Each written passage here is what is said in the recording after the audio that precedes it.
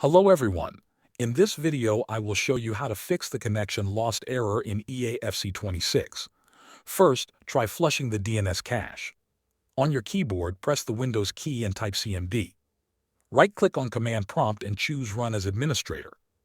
In the command window, type ipconfig/flush DNS and press Enter. You should see a message saying the DNS cache was successfully flushed. Close the window and restart your PC. Next, change your DNS settings.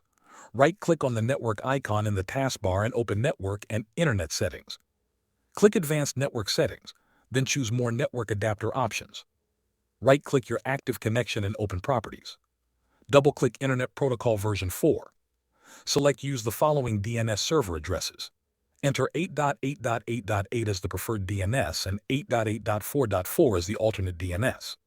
Click OK and restart your PC. Another fix is allowing the game through Windows Firewall. Open the Start menu and type Windows Defender Firewall. Click Allow an app or feature through Windows Defender Firewall. Click Change Settings, then allow another app. Browse to the EAFC26 game folder and add the game executable. Also make sure the EA app is allowed. Check both private and public boxes, then click OK.